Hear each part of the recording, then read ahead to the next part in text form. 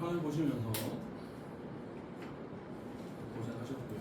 이거는 뭐 지난번에 수업한 비문학 지문처럼 그렇게 엄청나게 정보량이 많진 않고 샘플에 샘플 항상 내용적인 측면은 두 번째 동의하시죠? 놀라운 부분이에요. 쌤도 강의 경력 한 10년차 넘어가면서 깨달았어요. 처음부터 깨닫는 거예요. 쌤도 뭐 내용적 측면은 두 번째. 내용적인 측면은 일단 문장의 구조부터, 자 화면 보시면서 문장의 구조부터 체크가 돼야 돼요. 명심을 해주시기 바랍니다. 매주 강조하고 있는데, 자 보세요. 같이 체크합니다. 지방 항상 다른 거 하시고 구조부터 보세요. 지방은 주요 성분인데 지방은 에너지 온도 되는데 이제부터 정보량을 이렇게 수치가 나왔을 때는 다 기억하려고 쓰지 마세요. 기억 어차피 안 나요. 탄수화물과 봐봐. 스토리를 읽으라고. 얘네들은 1g당 4kcal인데 비해요소가 됩니다. 문장의 구조가 여러 가지 정보를 담고 있을 때는 끊어서 A, B, C 단계로 보셔야 돼요. 위치도 잡아주셔야 돼요. 그래야 나중에 안 헷갈리는데 실수를 덜 하게 됩니다. 지방은 9kcal라는 거는 무슨 얘기야? 탄수화물과 단백질에 비해서 지방이 훨씬 더 많은 열량을 나타내는구나라고 우리 구출하래. 해석을 해야 돼요. 4kcal, 9kcal에 머물지 말고, 자, 계속 분석을 할 때, 아, 지방이 더 많은 열량을 내는구나. 라고 해석을 해야 돼요. 근데 현장에서 제가 이렇게 해야 된다고 해서 현장에서 바로 이렇게 안 돼요. 무슨 말인지 알겠죠? 연습을 엄청나게 해야 돼요. 연말을 하고 그래야지 그게 의식을 하면서 연습을 해야 실전에서 조금씩 나와요. 박지성 축구교실 유튜브를 본다고 해서 박지성처럼 바로 드리블을 할 수 있는 게 아니잖아요. 계속 연말을 해야 실전에서 수비수들이 달라드는데 막 손흥민처럼 3명 제끼고 4명 제끼고 드리블을 할 수 있는 거예요. 그리고 손흥민처럼 3명 제끼고 4명 제끼고 드리블을 하려면 가느다란 나뭇가지 다리 가지고는 안 돼요. 굉장히 피지컬이 좋아야 돼요. 다리가 튼튼해야 그런 강력한 슈팅도 하고 장시간 수비수들 세계적인 수비수를 따돌리고 드리블을 할 수 있는 거예요. 체지방 체크. 항상 주어부터 잡으세요. 모르겠고 체지방은 가루와 같은 꾸며줄 때 가루와 같은 용어인데 섭취하는 애들 중에서 쓰고 난 가루와 같은 영양분을 뭐 지방의 형태로 축적해놨구나. 자, 키워드 뭐 색깔 바꾸자. 키워드가 뭐예요? 요약 정리하기 없는. 체지방이 뭐야? 라고 물으면 체지방이 뭐야? 라고 물으면 이렇게 되겠죠. 체지방은 제가 돼요. 남은 영양분, 쓰고 남은 영양분을 지방의 형태로 몸뚱아리 내부에 축적해 놓은 거야. 형광펜 딱 보면은 내가 지금 빨간색으로 해놓은 거면 제 체지방에도 요약 정리할 수 있겠죠. 실제로 요약 정리하라는 게 아니에요. 그럼 시간이 너무 많이 걸려서 좀 소모적이에요. 내지는 그렇게 하더라고.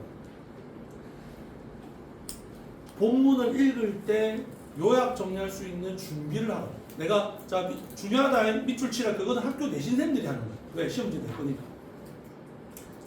쌤이 그 무연동 쪽에 뭐 외종고하고 그 같은 재단 뭐 경영고하고 이런 쪽에 좀 있었어요. 나는 출제자 입장에서 그 중요하다 밑줄 치라 해도 돼. 근데 학원 강사가 그 중요하다 밑줄 치라는 별로 의미가 없어요. 학원 강사는 예측을 해야 돼. 나는 포지셔닝이 달라졌기 때문에. 내가 출제하는 입장에서 출제하는 사람들의 심리를, 그러니까 축구 선수들이 감독이 되잖아. 그러니까 그 심리를 잘 파악을 해야 되는 거야. 파악이 가능하기 때문에 비 선수 출신들에 비해서 감독들이 더 잘하는 거예요. 체크합니다. 체지방 체크. 체지방은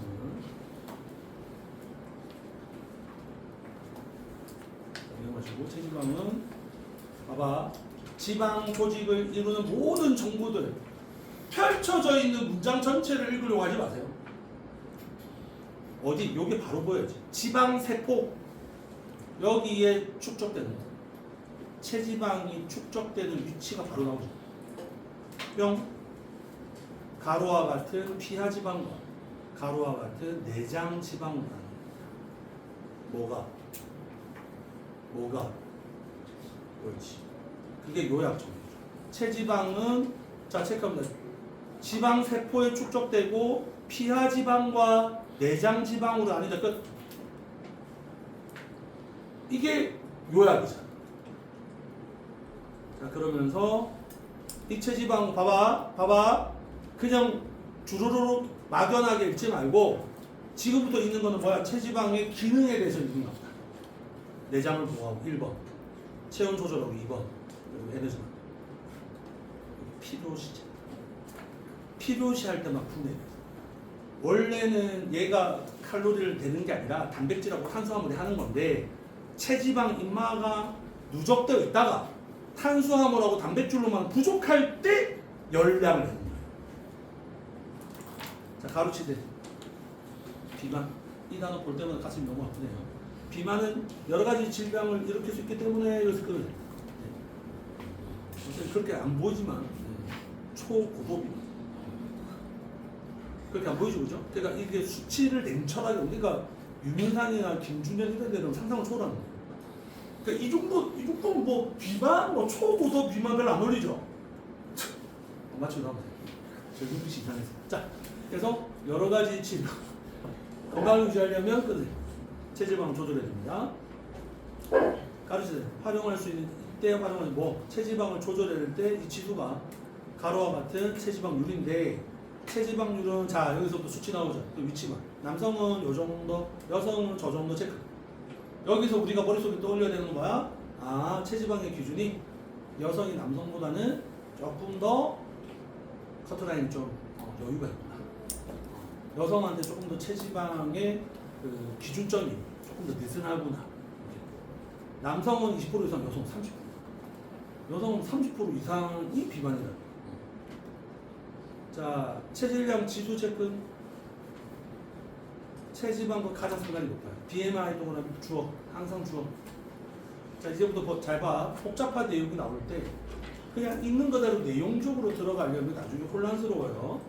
야를 체크. 우선 유치하다 밖에서 들으면 야로 신장의 제곱, 야로 분모로 구하는데 체크. 뭘 구하노?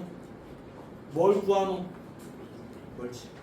안 읽힐 때는 구조로 하는 거야. 야가 야를 가로와 같은 야로 여기에서 요래 하는데 요래하고 조래하고 근데 야는 이렇게 하는 거야. 뭔지 알겠어? 그래야 읽더라니까 다시 읽더라니까. 그렇게 하니까 자, 이 정도면 정상, 이 정도면 과체중, 이 정도면 경도 비만, 30 이상이면 고도 비만. 뭐가 30 이상이면? 옳지. BMI가 체크됩니다. 30 이상. 아까 과체중, 뭐 이렇게 체중이 30 이상 이런 식으로 얘기를 하더라고요. 약간 그런 식으로. 뭐 지방이 30 아니에요. 지방이 30 이상이면이라고 하면 안 돼. 체지방이 30 이상이라고 하면 안 돼요. 왜냐면 BMI가 뭐야? 신장과 체중을 그러니까 뭐야? 체중을 신장의 제곱으로 나누어 구하는 거기 때문에 지방이라고 하면 안 돼요. BMI라고 해야죠.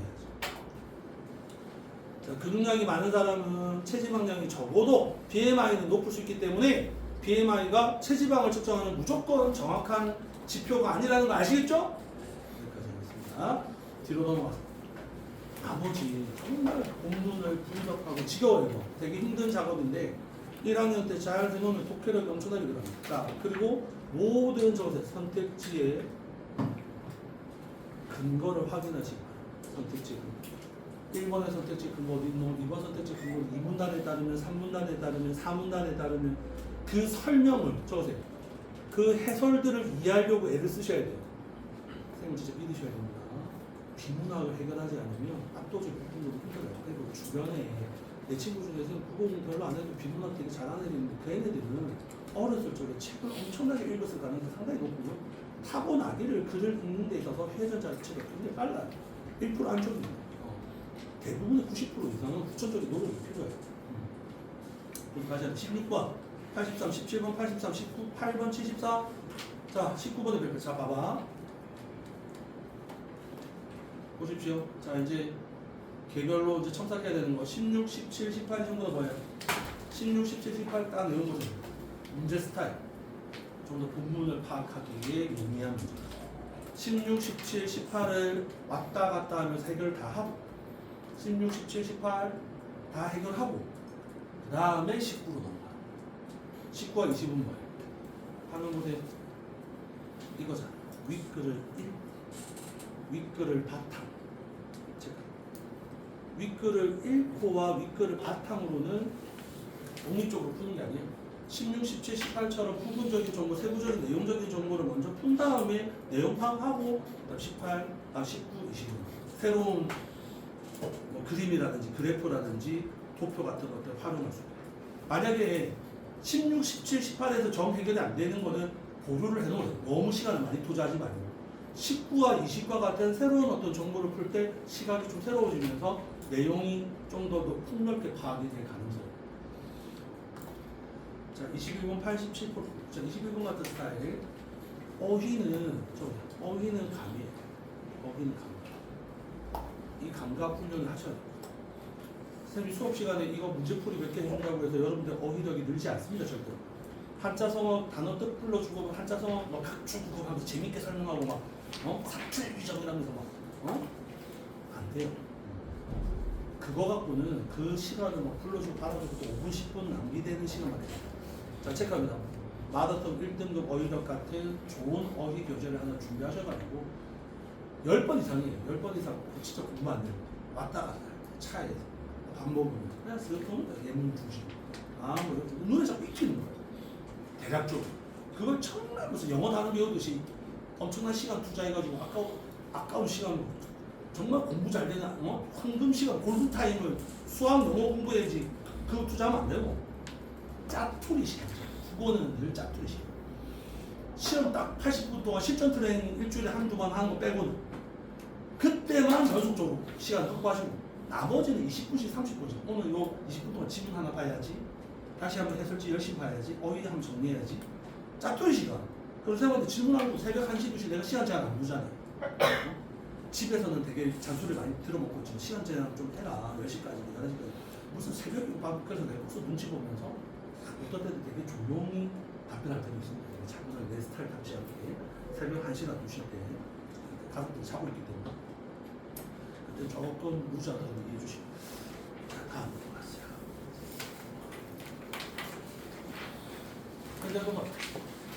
현대소설과 고전소설이 매주 공정합니다. 인물 중심으로 제가 사건의 위치를 파악하십시오. 선택지의 조건을 먼저 보셔야 돼요. 뭘 주로 묻는지. 그리고 대략적인 위치를 파악해서 왔다 갔다 하다 보면 여러분 자꾸 소설의 이론 자체 뭐 인물, 사건, 배경, 인물이라는 거는 인물의 뭐 대화와 행동을 통해서 내면 심리가 드러나는 이런 멋스러운 얘기 취하지 마세요. 뭐가 필요하다. 작품을 개별 작품을 한 100작품 분석하셔야 돼요. 그래서 어떤 식으로 어떤 요소를 어떻게 건드리는지 메커니즘을 자꾸 보셔야 돼요. 경험을 쌓으셔야 된다니까.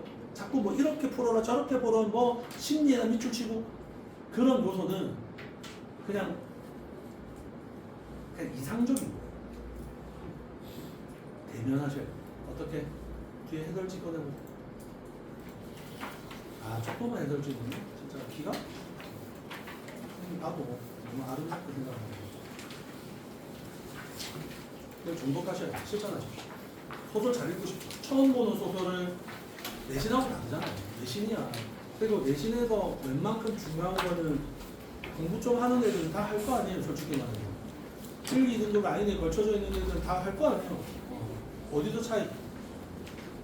수업 시간에 별로 강조 안 하고 얼토당토하고 진짜 구석진도 완전히 약간 사이드 별로 중요하지 않은 거를 그걸 메인으로 팍 내버리는 거예요. 그러니까 거기서 중요한 격차가 벌어집니다. 자, 여러분 경험치를 간접 경험 많이 하셔야 돼요. 간접 경험 많이 하셔야 되고 다양한 작품을 정확하게 보셔야 돼요. 단순히 그냥 5개 중에 하나 고르면 안 돼. 자, 봐. 나 환자가 뭐야? 문둥병 환자. 문둥병. 나병이라고. 여러분 이거 질문할 만해요. 선생님 나병이 뭐예요? 문둥병이 뭐예요? 정확하게. 요즘 사라졌는데 피부병, 피부병. 심각한 피부. 이게 심각해지면 코가 이제 점점 없어져. 뭉그러져. 살이 뭉개집니다. 살이 염증이 생겨가지고 허물허물하게 나중에 사라져요. 코도 사라지고 구멍만 나고 그리고 귀도 사라져요. 그래서 손가락도 하나하나 사라져요. 뭉개지기 시작합니다. 그게 문둥병이. 눈 반짝반짝거리잖아요. 우리 부산에 용호동 있죠. 용호동. 저 지하철 타고 가면 난천동인데 용호동 거기가 문둥촌 그 촌이었어요. 지금 이제 다 철거되고 이제는 굉장히 그 무덤도 되게 많았어요. 지금은 이제 아파트 쪽에 들어서 이런 것들을 내가 몇 시간 모든 작품에 대해서 해주고 싶은데 얼마나 재밌겠어요. 선생님 재밌는 일거리 얼마나 많겠어요. 근데 이런 걸 위주로 하면 재미는 있죠. 그 수업 자체가 즐겁고. 근데 여러분들한테 실제적인 도움이 안 돼요. 여러분들이 개인적으로 풀고 분석한 다음에 나한테 질문하면 있잖아. 음성 메시지로. 그러니까 뭐 이런 식으로 가겠지. 그때는 여러분들 자유롭고 여러분 먼저 사고를 했기 때문에 해설지를 보고 어느 정도 간접 경험을 한 상태라서.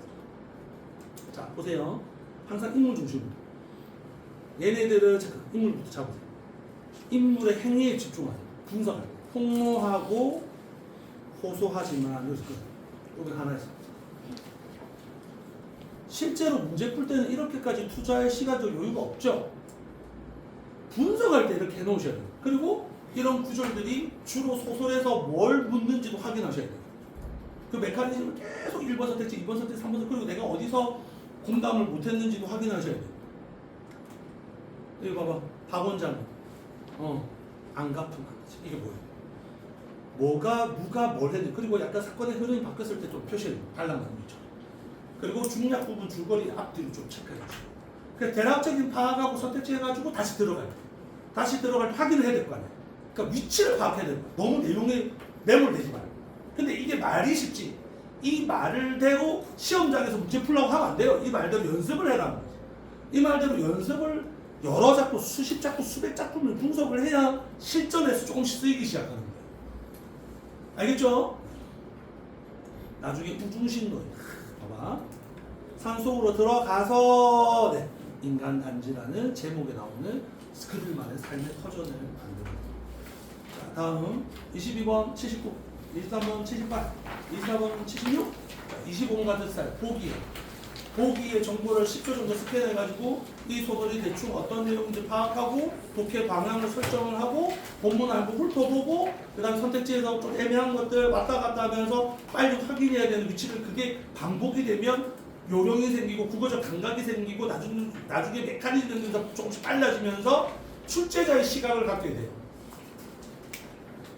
그냥 넘어가지 말고. 자, 28에서 29로 가겠습니다. 자, 28에서 29. 경험을 좀 쌓아야 되니까. 다. 네, 이거는 27번하고 29번을 좀 푼다는 생각을 목표로 가지고 한 3분 정도만 드릴게요. 굉장히 빠른 속도. 내가 이걸 고전시가 이제 아까 현대소설하고 고전소설 얘기했지만 현대시하고 고전시가 어떻게 분석하는지 한 번 더 좀 정리를 해드리겠습니다. 매주 강조를 해드려야 되니까 3분만. 이게 비평하고 다 엮여져가지고 굉장히 그 좋은 구성을 갖추고 있습니다.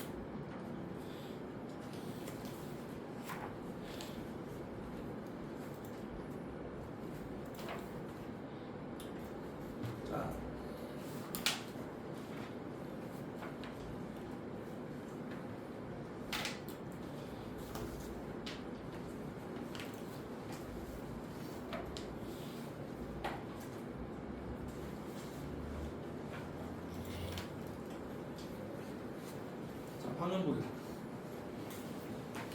시간이 참 빠르죠.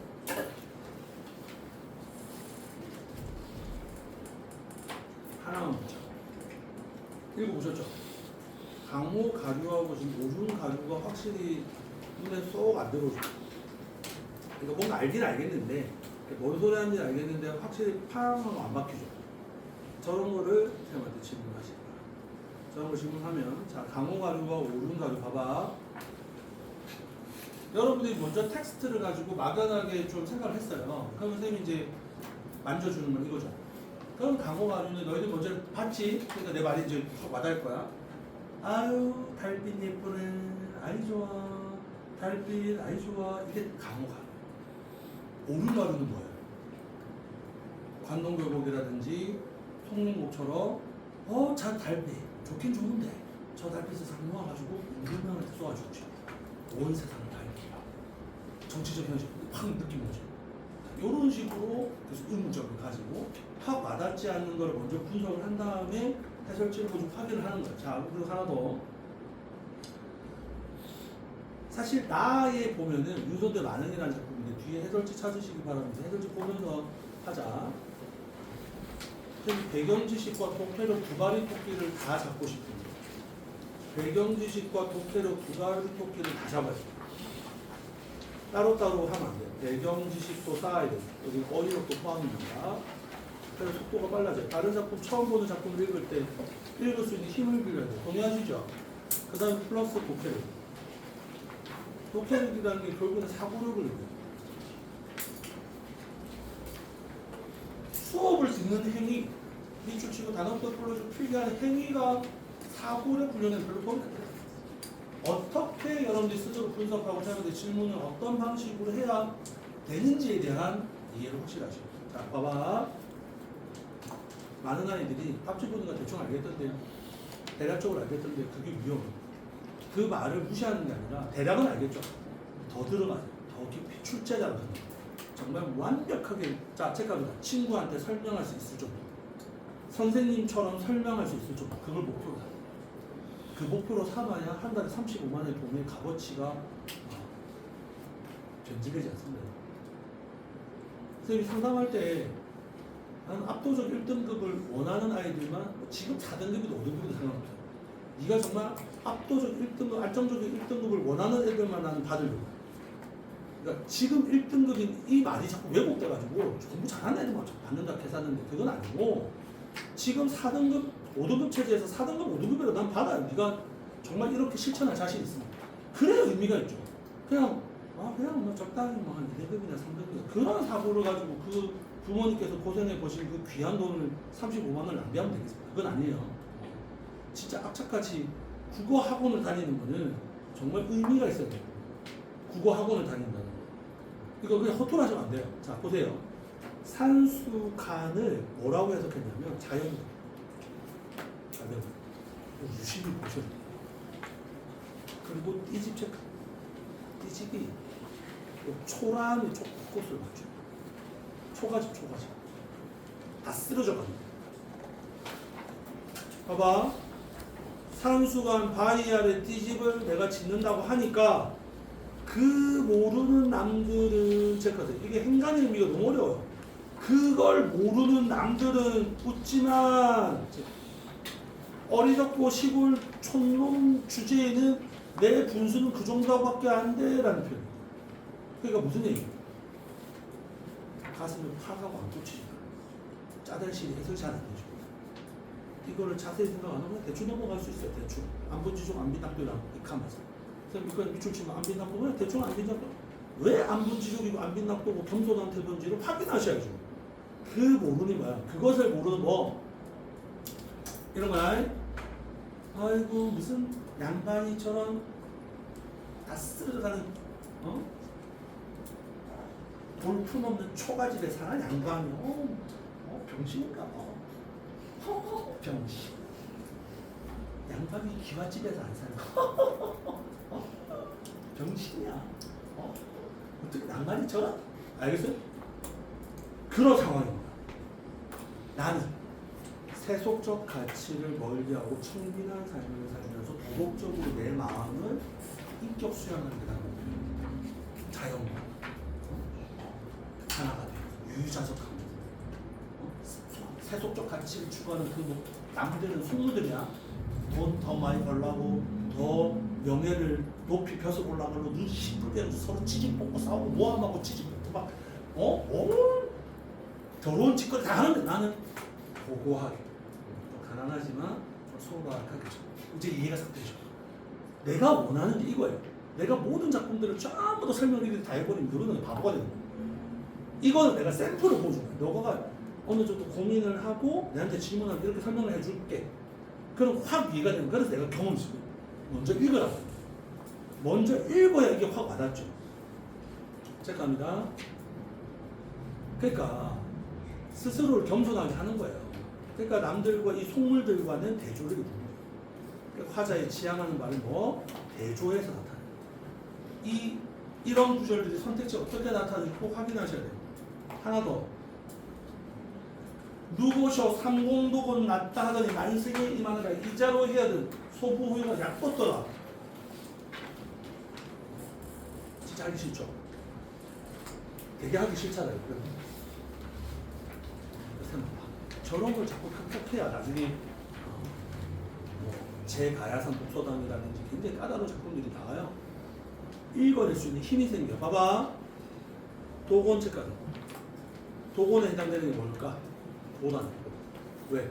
302 용의정 좌의정 무정. 용의정 좌의정 무정은 절대권이죠. 계속적인 절대권. 봐봐. 그러면 저 맥락이 여기가 지금 읽었잖아. 막연하게 읽은 상태에서 선생님 설명 푹 들어가는 거야. 앞으로도. 누가 자연 속에서 그 띠집이나 짓고 다 쓸어가자면 초가집에 살아가고 보리밭 풋나무에 처먹는 그런 삶을 세상에 영의적 자의적 우적 같은 이런 절대 원리 부와 명예를 가지고 이런 것보다 낫다 있는 병신들이 말이야 라고 생각을 했었어. 내가 화자가 내가 듣고 나는 그 영의적 자의적 우적보다 자연 속의 삶이 더 낫다고 하는 사람들 진짜 개병신 개찌질이라고 생각했는데 개병신이라고 생각했는데 내가 하지 보니까 영의적 자의적 그거보다 나은 거는 두말할 것도 없고 황제의 삶보다 황제의 삶이 이만하겠어? 이걸 읽은 여러분들 선배들이 피상적으로 읽은 선배들이 상공하고 만승하고 자꾸 비교했다고 생각을 하더라고. 상공의 삶과 만승의 삶을 비교한 게 아니야. 자연 속에서 청빈한 삶, 가난하지만 검소하게 빈곤하지만 즐거움을 느끼면서 만족하면서 안부지중 안빈낙도의 삶이 최고더라고요. 지지 뽑고 싸우고 돈 더 많이 벌라고 막 벼슬 더 높이 올라고 눈 시뻘게 갖고 서로 시기하고 질투하는 말고 이제 이해가 되죠? 그럼 이제 봐봐. 도시 이제도 해요. 그러니까 고전 시가에 나오는 표현에 계속 익숙해지셔야 돼요. 이제 와서 해요. 아 해다가 고전 시가에서는 생각하다라는 의미로 줄 수 있는 거야. 소부라는 사람과 호유라는 사람이 야같구나. 약벗더라. 제가 집중해야지. 야같구나. 이런 방식으로 여러분이 수많은 작품들을 분석하고 생각하고 공유하셔야 돼요. 선생님이 수업 시간에 설명해 줄 수 있는데 시간이 너무 한정적이에요. 그러니까 선생님 수업이 빡세고 빠르고 뭐 이것저것 정신없이 많이 한다는 것에 의미는 일주일 동안 여러분이 정말 다양한 경험을 많이 쌓아서 선생님한테 여러 가지를 질문하게 하고 자기 상황에 맞게끔 단계별로 분석하게 만들고 싶고 선생님도 뭐 진짜 2시간 동안 뭐 문학 한두 개 하고 문법 좀 하고 뭐 이러면 편하죠. 연락 편하겠죠. 뭐 질문도 적게 하고 여러분 실력이 안 늘어요. 여러분 늦은 전부터 1등으로 목표가 1등으로 목표를 해야 돼. 돈을 이래 투자하는데 되게 속물적인데 돈을 이래 투자하는데 맞죠? 1등 목표를 해야죠. 국어인데 목표를 합시다. 인천 한흥을 비길 곳이 없어졌죠. 이 소보효가 어떤 사람이잖아요? 소보는 중국에서 종룡만 우리가 이순신과 세종대왕을 종룡하듯이 청빈하고 무역적인 아주 그 도덕적으로 정말 청렴결백한 그런 아이콘 정말 청빈한 삶을 살아가는 아이콘 세속적 가치를 추구하지 종룡만 그들이 평생을 두고 절대 권력을 제의받았음에도 불구하고 넉! 이러면서 소부하고 호유하고 손잡고 산속에서 인격을 수양하면서 그렇게 살았어. 평생 찌질게 가난하게. 그 사람들을 처음에 이해 못했다고 내가. 병신들 그런 권력을 포기하다니 또라이들 이렇게 생각하다가 지가 자연 속의 삶을 살아보니까 가들이 책가세요. 눈치 빠른 사람들 영리한 사람 어때요? 이해가 잘 되죠. 그러니까 고전 시각은 이런 식으로 돼야 재미가 있는 거예요. 맨날 쳐다보면 선생님이 그냥 뭐 미철자라 이런 뜻이야 이런 뜻이야 뭐 설명도 안 해주고 맞죠? 별로 납득이 안 되는 거예요. 적으면 적고 지겨워 죽겠는 거예요. 별로 이건 여러분들이 먼저 이 해설지를 가지고 고민을 한 다음에 쌤한테 이 설명 풍부하게 윤활유를 바르세요. 그러면 문학을 보는 시간이 확 늘어날 거고 단어 뜻도 엄청나게 늘어나요. 선생님 수업 시간에 불러주고 받아주는 그 시간이 너무 아깝잖아요. 근데 받아줬자고 강제로 불러주고 필기시키지 않으면 공부 안 하는 친구들은 너무 아쉽죠. 그 친구 욕하는 게 아니라 적토하고 안 맞는 거예요. 그 친구들이 안 돼요. 집에 가서 복습 안 할 거니까. 그러면은 자꾸 불러주고 받아 적는 학원에 가겠죠. 받아 적는 시간 아껴야 될 거 아니에요.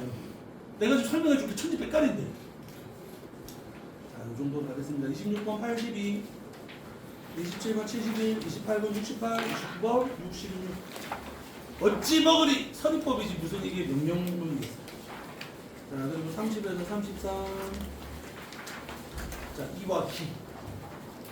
이와 기. 나중에 보세요. 이는 뭐라고 돼 있어? 내가 간단하게 분석하는 거 알려줄게요. 이와 기. 여기 보이죠? 진짜 말, 인문지문의 특징이 뭐야? 진짜 막연해. 이는 보여? 만물에 내재하는 원리고, 기는 그 원리를 현실에 드러내주는 방식과 구체적인 현실의 모습.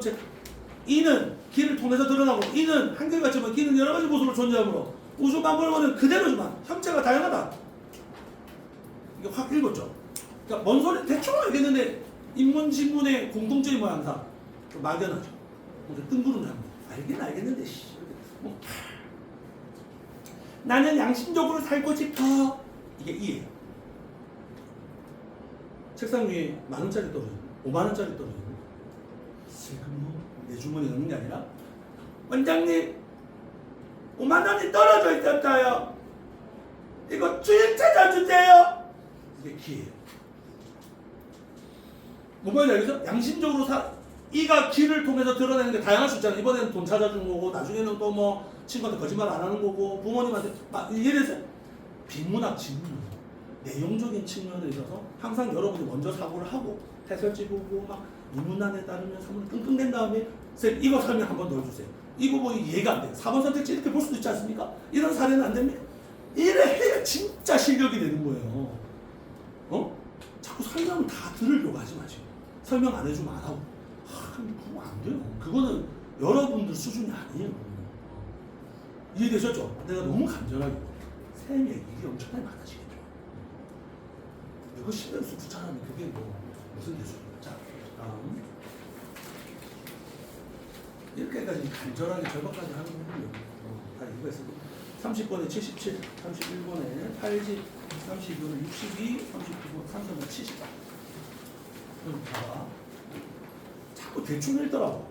그러니까 질문하기 좋죠. 쌤만 편하게 하면 안 돼요. 보세요. 고전소설 나왔죠? 인물 중심으로 사건의 위치를 파악하는 거는 현대소설하고 동일합니다. 현대소설 동일한데, 자, 여기는 플러스, 정비전 찾은 정시성을 가진 태자비, 왕자의 마누라, 태자, 왕위를 개선할 사람을 태자라고 하죠. 여러 왕자들 중에서 지식도 풍부해져. 우리가 속도가 빨라지면 내가 간접 경험을 많이 하고 배경 지식이 풍부하고 어휘력이 풍부하고 아는 게 많아야 돼. 그렇게 많아야 돼. 근데 그거를 아는 게 많은 거를 수업을 통해서 습득하는 한정도 내가 읽고 분석하고 해서 좋은 자료를 가지고 이해하는 과정에서 조금이라도 납득하는 내가 필요한 정보만 싹싹 설명을 들어야 간접 경험을 열나 많이 할 수 있어요.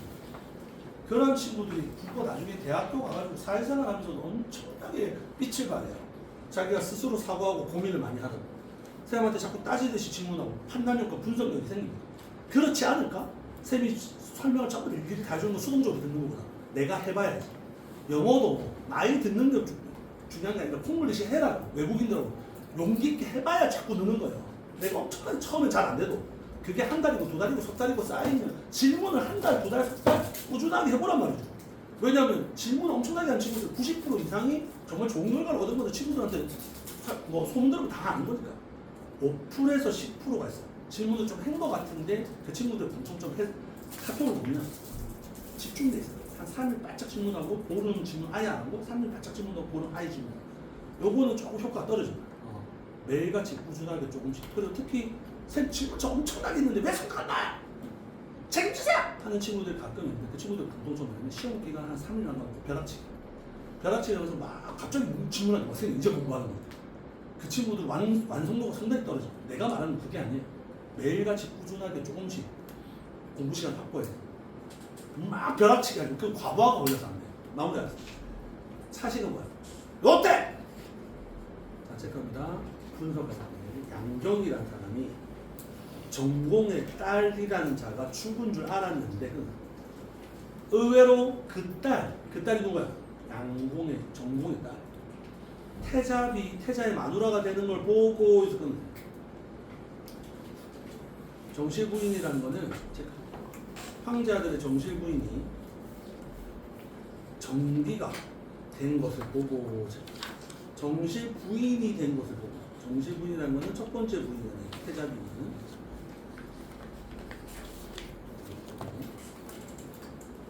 분하게 생각하고 이 발칙한 교활한 정녀가 누구예요? 정공의 딸로 된 것이고 정공이니까 정시성을 가진 벼슬아치를 공이라고 합니다. 정시성을 가진 아버지의 딸이니까 여자니까 정녀가 되겠죠. 이런 것들도 작품이 바뀔 때마다 이런 요소들이 활용되기 때문에 이런 인지를 해놓으셔야 돼요. 죽었다고 하고 나를 속였으니 어찌 분하지 아니하리요. 어찌 분하지 아니하리요가 만약에 누구의 생각이에요? 이게 지금 누구의 대사예요? 어찌 나를 속였으니 어찌 분하 누구 놓쳤잖아요. 지금 인지를 해줘요. 그러니까 이 표면에들아 내가 지금 읽고 있는 요 부분만 신경 쓰지 말고 지금 전체적으로 누가 지금 생각하는 거예요? 누가 생각하는 거예요? 누가 생각하는 거예요? 체크하세요. 양경이 나자. 그러니까 고전소설 같은 경우는 등장인물이 상당히 많기 때문에 그 등장인물을 지칭하는 표현들이 자꾸 달라져요. 이런 것들도 계속 다양한 작품들에서 연말을 해놔야지 내성이 생겨서 근육이 생겨서 처음 보는 작품도 빨리빨리 내용 파악이 조금씩 빨라지고. 자, 고전소설 보여드렸습니다. 넘겨서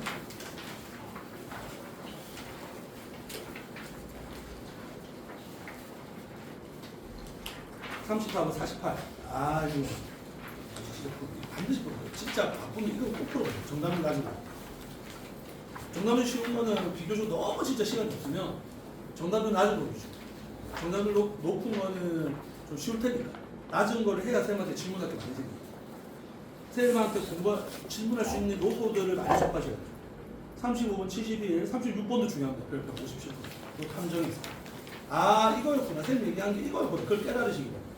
37번 아까 말했잖아. 한자성어 지금 내가 뭐 너가 붙잡고 오면서 내가 초보다 별초보니 뭐냐 호가호이 체준실 그게 지금 중요한 게 아니야. 나중에 집에 가서 해설지를 꼭 보시고 그 설명 자체가 납득이 안 되면 쌤한테 필요한 것만 쌤한테 질문하시는 것이 효율적입니다. 자, 39에서 42 체크. 경제질문 중에서 GDP, GNP 배경 지식 쌓기가 되게 좋아요. 그것도 질문할 양이 상당히 많은 겁니다. GDP, GNP 한번 정리하셔야 됩니다. 이번 기회에 38번 68, 39번 56, 40번 59, 41번 62, 42번 82. 자, 마지막 고전 소설이 아닌 고전 수필이 나옵니다. 그래서 40에서 43, 43에서 45 사실은 뭐야? 이 현대시가 굉장히 쉽게 나온 편이에요. 얼핏 보세요. 저리 단풍이 저리 예쁘면 많어 님이 없는데 저런 게 다 먼 소용이고 님이 없는데 하얀색 꽃이 피었으면 예쁘면 많어 님이 없는데 여러분 굉장히 강화한 그런 식이에요. 이 벽이 뭐냐면 덕후예요. 지금으로 치고 여러분들한테 쉽게 하면 덕후. 우리 사실은 정말 이 세계적으로 유명한 사람들도 홀란드 이런 애들도 진짜 축구밖에 모르는 스타일. 서태지 아직까지 알잖아. 40년, 50년 전 가수. 서태지 아직까지 교과서에 나올 정도. 교실 이대하는. 굉장히 기괴한 분이. 그러니까 사회적으로 막 이렇게 두루두루하는 게 아니라 자기 세계가 굉장히 덕후가 가치가 있다는 뜻입니다. 43번 67, 특히 43번 별별세계 48%, 45번 64%. 특히 44번은 반드시 분석하죠. 그래서 호흡하셔야 돼요. 자, 고전 보기.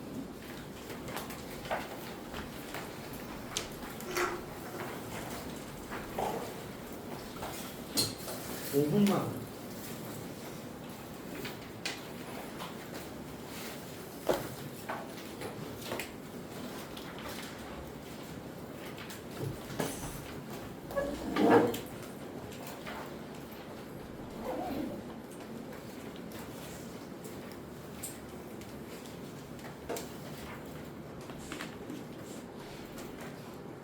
1페이지. 1페이지. 고정문법 보기 1페이지. 이제 쌤이 중간에 최근에 들어온 친구들 중에 고정문법이 상당히 좀 까다롭잖아요. 그래서 이 친구들 좀 부탁을 좀 드립니다. 고정문법 1페이지 책 읽는 친구들은 집에 가서 꼭 확인하시고요. 제가 모의고사에다가 필기를 해보세요. 뭐를 체크해야 될지. 모의고사 자료에다가 필기해 보시고 다니면 고정문법 자세히 챙겨주시고. 1페이지는 뭐냐면 지난주까지 내가 뭐였어요? 굉장히 중간에 친절하게 이렇게 알록달록하게 이렇게 막 하나 아주 기본적인 내용을 이렇게 설명해 줬잖아요. 요거를 지난 강의 7월 8월 강의 주소의 뒤쪽 부분에 보면 설명해 놓은 게 있어요. 그걸 순차적으로 좀 따라보세요. 따라보시고 조금만 시간을 더 투자해 주시기 바랍니다. 자, 이제부터는 알 것입니다. 이제 학교가 딱 시작되면 쌤처럼 저렇게 친절하게 설명해 주는 게 아니라 그냥 교과서의 순서대로 교과서의 순서를 편집해 놓이고요. 제가 알 것입니다. 오늘은 고대국어만. 사실 고대국어는 제가 고대국어는 학교에서 많이 안 건드리는 학교도 많아요. 그래서 한 차례 원리, 훈차만 쌤이 여러분들이 너무 싫어하기 때문에 혼자서 그 원리를 찾아가는 데는 시간이 너무 많이 걸려요. 그래서 시간을 최대한 줄여드리겠습니다. 이건 나중에 외우시고 지금 막연하죠. 그러니까 막연하게 딱 보면 뭘 중심으로 봐야 될지 모르겠으니까 지금 중심축을 잡아줄게요. 고려 건국. 고려를 건국한 전이 고대국어는 그래서 신라시대 또는 삼국시대라고 합니다. 삼국 통일한 게 신라시대지만 요걸 아니면 요때가 한자가 유입되기 시작합니다. 요걸 우리가 고대국어라고 합니다. 고대국어에서 가장 중요한 포인트는 외모하세요. 한자. 한자의 음과 훈을 들려서 우리말을 표기하는 형태입니다. 자, 중세국어. 보통 중세국어라고 하면 훈민정음을 바로 떠올리는데 중세국어를 좀 분류할 필요가 있어요. 전기와 후기, 전반전과 후반전. 전반전과 후반전을 나누는 요 기준점이 보통 선생님들마다 차이는 좀 있지만 훈민정음을 기준으로 합니다. 그래서 고려시대는 아직까지 우리 글이 없어요. 문자 기록이 없고 조선 전기부터 훈민정음, 조선 전기와 조선 후기를 하는 게 우리 책 인지입니다. 그리고 조선 후기는 근대국으로 넘어가면서 16세기 후반 쪽으로 넘어갑니다. 그 다음에 19세기 접어들면서 현대국, 그때는 가보개혁, 가보경장을 기준으로 한다 정도만 메모해 주시고 이제부터는 용어 자체에 좀 집중해 주셔야 되는데 잘 보세요. 잠깐만, 알타이어. 우리는 알타이어 기억하기 때문에 주음법칙, 니은, 리을이 어두에 와서 발음이 잘 안 되죠. 여자, 로인. 모음조화 체크. 양성은 양성끼리, 음성은 음성끼리. 음절이 끝소리치. 그리고 3번과 4번을 묶어서 이거는 사실 영어의 특징이죠. 관계대명사라든지 전치사 엉기. 요거 체크. 수식어는 피수식어 앞에, 목적어는 소수로 앞에 나타난다는 것의 본질이 뭐냐면 I love you를 생각합니다. I love you. 뭐야? 나는 사랑한다 너를이죠. 근데 우리는 나는 너를 사랑한다. 그래서 수식어는 피수식어 앞에, 그리고 목적어는 소수로 앞에.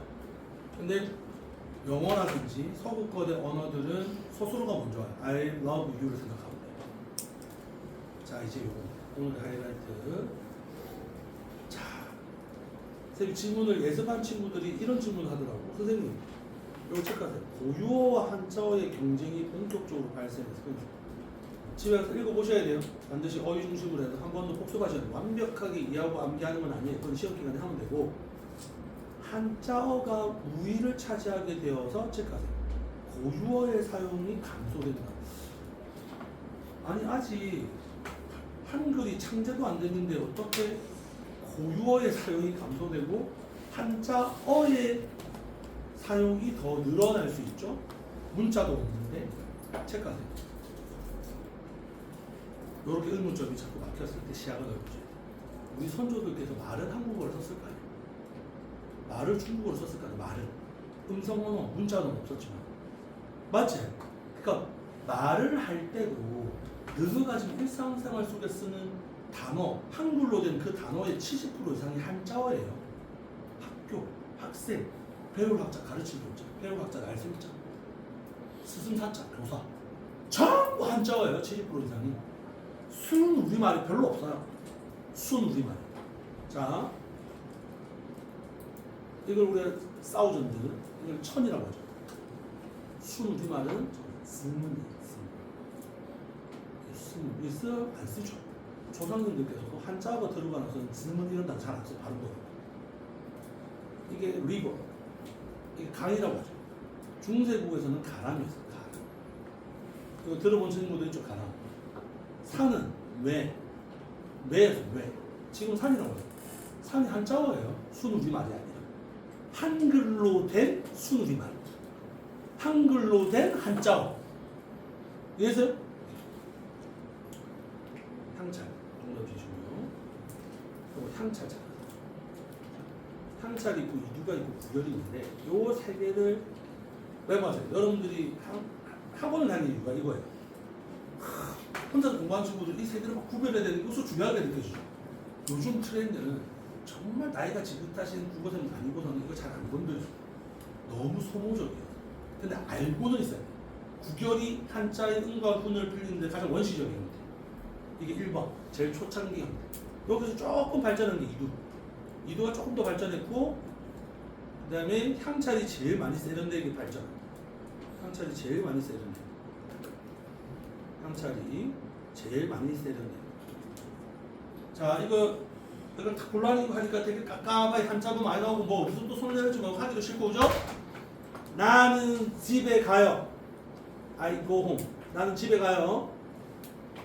한글이 없죠? 나는 집에 간다를 하고 싶은 거야.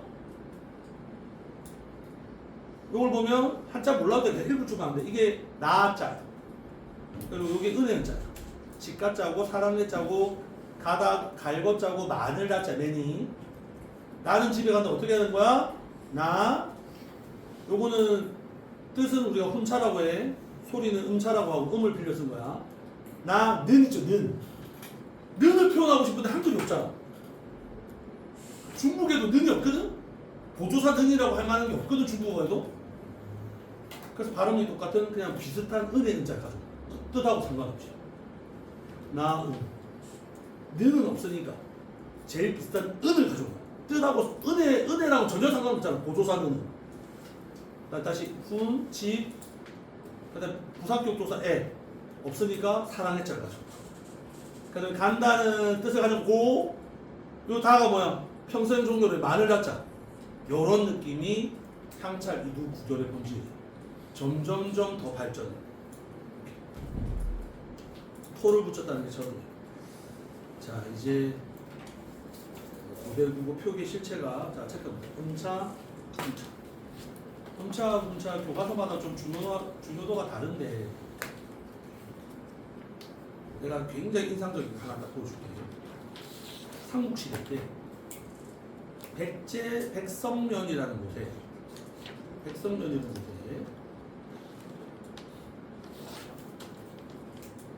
금천이라는 사람이 살아요.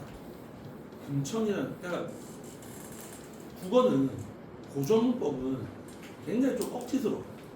백성군에 사는 사람인데 백성군이라는 지역에 사는 사람 중에 이름이 백성군의 사산 지역에 사는 사람 이름이 소나라는 사람이 역사적으로 기록이 되는 거야. 소나. 근데 그 사람이 소나라 불기도 하고 금천이라고 불리기도 해. 소나하고 금천은 그죠? 입술이 이렇게 튀어나오잖아. 소나하고 금천은 전혀 비슷한 구석이 하나도 없죠. 근데 동이라는 사람은 이 A라는 사람을 소나라고 부르기도 하고 금천이라 부르기도 하고. 이유가 뭔지 알아요? 이제부터 억지야. 금천 있죠? 쇠금자에 내천자잖아. 발음으로 하면 금천이야. 훈으로 읽으면 쉐네. 쉐네, 쇼나. 쉐네하고 쇼나 비슷하죠? 말했잖아요. 미리. 개혁지가 시작된다. 그러니까 고전문법은 소모적인 게 되게 많아요. 그러니까 여러분들 입장에서는 막 쓸데없는 에너지 낭비를 안 하게 하는 거예요. 그러니까 쉔하고 소나 비슷하죠. 그러니까 이렇게 금천을 적어놓고 저걸 음차로 하면 금천, 훈차 뜻으로 발음하면 쉔네, 소나, 쉔네. 네. 요게 본질입니다. 고대 국어에서는 적어갖고 치사하게 낼 수도 있고 쿨하게 깔끔하게 낼 수도 있고 젊은 쌤들은 더 이상 적어갖고 구차하게 안 내요. 근데 나이가 좀 지긋하신 쌤들은 저거 장난치려면 장난이 아니고 진짜 애매하거든요. 그래서 그거는 그때 가서 이렇게 체크합니다.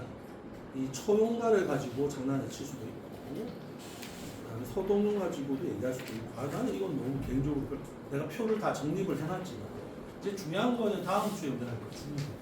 그리고 마지막 우리 고전 그 교과서 문학 보기 3분만 볼게요. 요새 약속 잘 지키고 있죠. 자, 3분, 다시 5분에 마치겠습니다. 네, 아유, 전화도 많이 하네. 자, 몇 페이지? 39페이지. 용비어천가는 고전 문법적 요소가 너무 많아요. 용비어천가는 사실 문학적인 요소보다는 이게 용비어천가에 나타난, 보이나요? 37페이지. 8페이지. 용비어천가는 문학 작품으로서의 가치보다는 문법적인 학습을 하는데 굉장히 도움이 돼요. 중대국의 특징 해가지고 의문적 특징, 문법적 특징, 표기적 특징 이런 것들이 나타나는데 요거는 문학적으로 접근하는 게 아니라 문법적으로 이제 다음 주에 중세국어 하다 보면은 훈민정음하고 용비어천가는 반드시 해야 돼요. 훈민정음하고 용비어천가는 작품 속에 문법적인 어떤 요소들이 어떤 식으로 튀어나오는지 이때까지 뭐 동국조식 표기라든지 어두자문이라든지 뭐 연철, 중철 이런 것들 모조리 싹 하면 뚝뚝뚝뚝뚝 이런 식으로 나타나는 거를 희의 정손체험이라든지 보여드리겠습니다. 자벌명, 제방명. 고전시가도 그렇고 현대시도 그렇고 어설프게 해석하면 안 돼요. 이건 교과서에 나와 있는 작품이기 때문에 잘 보세요. 여러분들 한번 느껴보세요. 생사 기름, 삶과 죽음의 기름, 갈림길이죠. 그거가 호흡하세요. 납득이 되는지 안 되는지. 여기에 있기 때문에 이 샤멘 끊으세요. 머뭇거리고 이 제망레가가 월명사라는 스님께서 실제로 자기의 여동생이 죽었다는 소식을 16살에 요절했다는 소식을 듣고 슬퍼서 제사 지내면서 누이에 넋을 비비면서 쓴 시야. 쌤 얘기는 뭐냐면 기계적으로 받아들이지 마. 그래서 국어가 재미없었던 거야. 이제 살아있는 국어가 돼. 생사길은 여기가 뭐야? 이승이라 돼. 이세상. 여기. 생사길이 이승이 있는데 머뭇거린다는 게 뭔 개소리냐 말이야. 두려움. 맞죠? 하나도 안 매끄럽죠? 이런 것들을 계속 본다 감사한테 질문을 하면 선생님이 오버를 하시고 어쩔 수 없이 납득이 됩니다. 여동생 지금 죽기 일보 직전 깔떡깔떡 숨이 넘어가서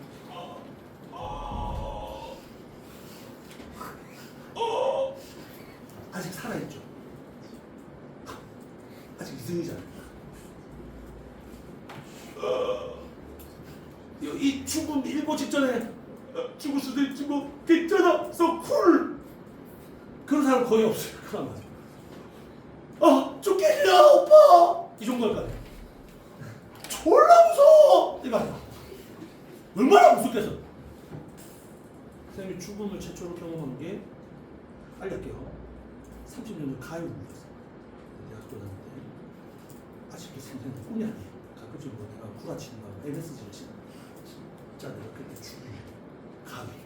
그때는 가위 개념도 없어서 요즘은 가위 누르면 뭐 몸이 안 움직이고 새끼손가락, 새끼발가락 움직이면 뭐 그때는 그런 정보가 없는 시절 30년 전에 꿈이 집 앞에 있는 거야. 그때 여학생이 내쪽으로 오는데 갑자기 돈 불려가서 벌떡벌떡 쳐주는 거야. 그래서 갑자기 옷이 하얀색 소보로 바뀌면서 영화처럼 갑자기 얼굴에 빵빵 귀신이 돼서 물론 내 마음속에 어떤 환경이 이제 나타났겠지. 그러면 팍 하고 깼어. 깼는데 몸이 안 움직여. 진짜 그때 아침 한 10시, 9시 되면 왜냐면 어머니 빨래 소리가 들렸다. 나 몸이 안 움직이고 야가 옆에 있는 거야. 겼는지를 느껴져. 하얀 소보로 머리 이렇게 길어가지고 앉아가지고 이렇게 잘 쳐도 점점 다가오는 게 느껴진 거야, 사람이. 그 사람이 이제 옆에 오면 안 봐야지 하면서 무서워 죽겠는 거야, 진짜. 뻘뻘하고 진짜 와 죽음이 이거 야 하고 눈이 딱 여기까지 온 거 같아. 이거 딱 이렇게 마주하면 진짜 심장마비로 진짜 무서워. 진짜. 네, 거기 보세요. 제가 근데 안 마주쳤어요. 그래서 마지막에 속으로 속으로는 근데 겉으로는 하고 몸이 싹 풀리더라고. 소리를 내니까. 자, 그래서 뭔지 알겠죠, 이제. 머뭇거리고 이게 두렵다. 죽음 직전에 오빠 나는 가요라는 말도 못하오니 어째가 너 이렇게. 기출에서 문제가 출제가 어떻게 되냐면 여러분들이 계속 작품을 분석을 해야 돼. 어느 가을 이른 바람에 떨어질 잎처럼 한 가지에 나오고 가는 거 모르는구나를 맨날 뭐라고 하냐면 누이의 요절을 암시한다. 봐봐, 누이가 16살에 죽었어. 나뭇가지 딱 보니까 누이 죽은 시절 나뭇가지 보니까 보통 9월이나 10월 돼야 단풍잎이 낙엽이 지는데 8월 말에 진 거야. 작년 재작년에 비해서 되게 빨리 잎게 떨어진 거야. 눈에서 빨리 죽었어. 누이의 요절을 이렇게 빗댄 거야. 근데 학교에서는 작년 중앙여고 2학년 선배들한테 물어보죠. 항상 여러분들 내가 왜 이런 지저분하게 공부하는 방법을 자꾸 입력시키려고 하냐면 평소에 자꾸 깔끔하게 소주제 먹고 이렇게 막 공부하는 이거 말고 그거는 중학교 때. 어느 가을 이른 바람이지. 일찍 분 바람에 잎이 떨어져야 누이의 요절을 암시하는 거지. 이른 바람 요절 억수 중요할 것 같지. 그러니까 웬만한 애들 다 공부할 거 아니야. 이른 바람 요절 억수로 딱 좋잖아 공부하기가. 근데 1학기 중간고사 기말고사 쳐보니까 어때요? 그런 중요한 것도 나오지만 완전 택도 아닌 것도 나오죠. 정말 생각지도 못했던 거. 또 시간도 너무 빡빡하고. 중앙여고 문학 담당 선생님이 뭘 지웠냐면 이근을 지운 거예요. 화이트로. 일부러.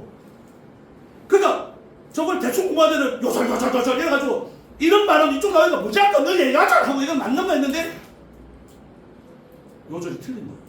왜? 이근을 지었으니까. 바람에 떨어진 이파리 그냥 누이에 죽은 거예요. 이파리가 떨어지는 거는 그냥 누이에 죽은 그건 요절까지 한 거예요. 일부러 그렇게 된 거예요. 치사함의 극치죠. 정말 치사함의 극치가 바로 국어 대신이에요.